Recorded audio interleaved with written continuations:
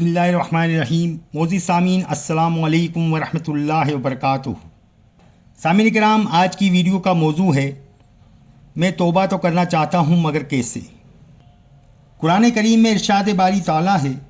مگر جو شخص توبہ کرے گا اور ایمان لے آئے گا اور نیک عمل کرے گا تو اللہ اس کے گناہوں کو نیکیوں سے بدل دے گا، اور اللہ بڑا معاف کرنے والا اور مہربان ہے۔ اور وہ اچھے اعمال جن کے بارے میں نبی کریم صلی اللہ علیہ وسلم کی صحیح حدیث میں ہے،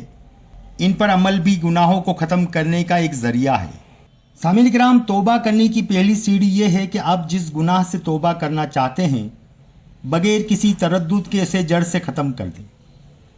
اس کا یہ مطلب نہیں کہ اگر آپ میں تمام گناہوں کو جڑ سے ختم کرنے کی طاقت نہیں اور یہی سوچتے ہوئے کہ آپ بعض گناہوں کو بھی ترک نہ کریں جبکہ تمام گناہوں کو چھوڑنا افضل ہے، پھر آپ دل میں یہ پختہ نیت اور عزم کرتے ہوئے کہ آپ دوبارہ یہ کام نہیں کریں گے اور اس گناہ پر شرمندہ ہوتے ہوئے اللہ سے توبہ کریں اور اللہ کے سامنے کھڑے ہوں۔ آپ وضو کر کے 2 رکعت نماز پڑھیں۔ نبی کریم صلی اللہ علیہ وسلم کا فرمان ہے کہ کوئی بھی انسان گناہ کا ارتکاب کرتا ہے اور اچھی طرح وضو کرتا ہے، پھر وہ اللہ کے سامنے کھڑا ہو کر 2 رکعتیں پڑھتا ہے اور اس کے بعد اللہ سے معافی مانگتا ہے تو اللہ اسے معاف کر دیتا ہے۔ پھر نبی کریم صلی اللہ علیہ وسلم نے یہ آیت پڑھی سورہ آل عمران کی۔ اس کا ترجمہ ہے، جب ان سے کوئی ناشائستہ کام ہو جائے یا کوئی گناہ کر بیٹھیں تو فوراً اللہ کا ذکر اور اپنے گناہوں کے لیے استغفار کرتے ہیں۔ پھر واقعہ اللہ تعالیٰ کے سوا اور کون گناہوں کو بخش سکتا ہے، اور وہ لوگ باوجود علم کے کسی بڑے کام پر اڑے نہیں جاتے، اور ہر حالت میں اللہ کا ذکر اور استغفار سے زیادہ کرو، اور جتنی استطاعت ہو اتنے زیادہ اعمال صالح کرنے کی کوشش کرو، کیونکہ اللہ تبارک و تعالیٰ کا فرمان ہے، بے شک نیکیاں برائیوں کو ختم کر دیتی ہیں۔ سامعین کرام، ہم آپ کی خدمت میں عرض کرتے ہیں کہ بے شک اللہ تعالیٰ معاف کرنے والا، کرم کرنے والا، محبت کرنے والا اور مہربان ہے۔ وہ اپنے بندوں پر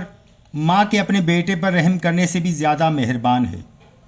پس تو اللہ کی طرف مائل ہو جا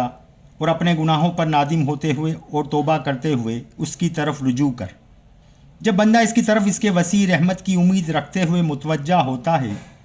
تو اللہ اپنے بندے سے منہ نہیں موڑتا، لہذا توبہ سے غافل نہ ہو، کیونکہ تو نہیں جانتا کہ تجھے موت کب آئے گی۔ گناہوں میں جب کبھی ایک طویل عرصہ گزرتا ہے تو گناہ کے اثرات بھی مضبوط ہو جاتے ہیں، اور کسی معاملے کو ٹالنے والے کی مثال اس شخص جیسی ہے جو درخت کے تنے کو کاٹنا چاہتا ہے لیکن وہ اس کی مضبوطی کو دیکھتا ہے تو کہتا ہے کہ اسے اکھیڑنے کے لیے کافی قوت کی ضرورت ہے، میں اس کام کو 1 سال کے لیے مؤخر کرتا ہوں، پھر اس کی طرف لوٹوں گا۔ بس ایسی صورتحال میں وہ کیسے اسے کاٹنے پر قادر ہو سکتا ہے، جبکہ ایسے شخص کی کمزوری میں دن بدن اضافہ ہو رہا ہو اور درخت اپنی مضبوطی میں بڑھ رہا ہو۔ سامعین کرام، ایک حدیث قدسی میں اللہ تعالیٰ فرماتا ہے، میں اپنے بندے کے میرے متعلق خیال کے مطابق پاس ہوتا ہوں، اگر وہ میرے متعلق اچھا خیال کرے تو اس کے لیے ہے کہ وہ اگر وہ برا خیال کرے تو یہ بھی اس کے لیے ہے۔ بس اللہ ارحم الراحمین کے بارے میں اچھا گمان رکھو اور یہ یقین رکھتے ہوئے توبہ کرو کہ اللہ کے علاوہ لوٹنے کا کوئی ٹھکانہ نہیں، اور عمل صالح اور اچھے کاموں میں جلدی کرو اور اس کے صالح بندوں کے ساتھ دوستی رکھو۔ ایک شاعر کا یہ کہنا ہے، اے میرے رب، اگرچہ میرے گناہ بہت زیادہ ہو گئے، بس بے شک میں یہ بھی جانتا ہوں کہ آپ کی معافی بڑی ہے، نہیں ہے تجھ سے امید کرنے والا مگر محسن۔ اے میرے رب، میں نے آپ کے حکم کے ساتھ عاجزی کرتے ہوئے تجھے پکارا، اگر تو نے میرے ہاتھوں کو خالی لوٹا دیا تو پس کون ہے رحم کرنے والا۔ اے میرے معبود، تیرا گناہ گار بندہ تیرے دربار میں حاضر ہے،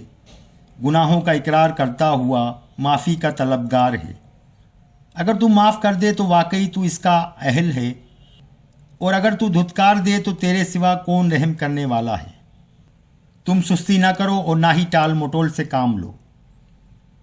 فرمان باری تعالیٰ ہے، اور اپنے رب کی مغفرت اور جنت کی طرف لپکو جس کی چوڑائی زمین و آسمان کے برابر ہے،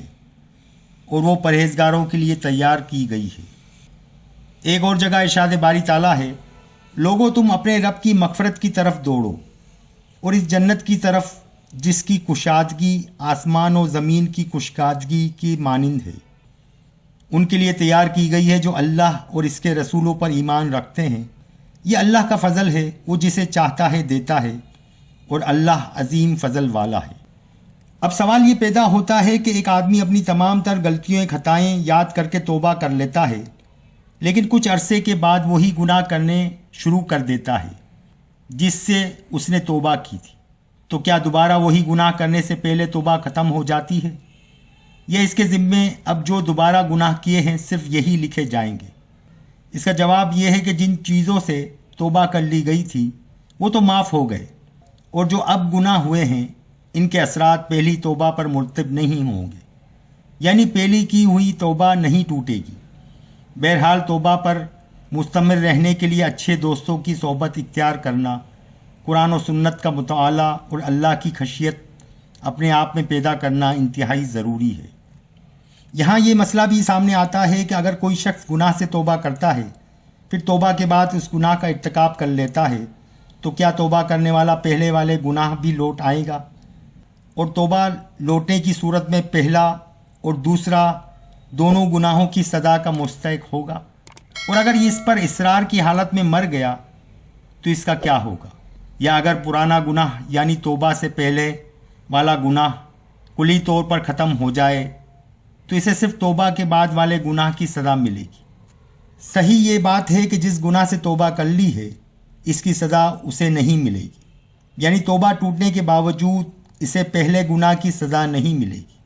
اس لیے کہ وہ گناہ توبہ کی وجہ سے ختم ہو گیا، اور توبہ کی وجہ سے اس کی حیثیت ایسی ہو جاتی ہے گویا اس نے گناہ کیا ہی نہیں۔ لہٰذا جب وہ ایسا ہو جاتا ہے کہ اس نے گناہ کیا ہی نہیں تو اس کا گناہ بھی اس کی طرف نہیں لوٹے گا، اور صرف توبہ کے بعد والے گناہ کی سزا ملے گی۔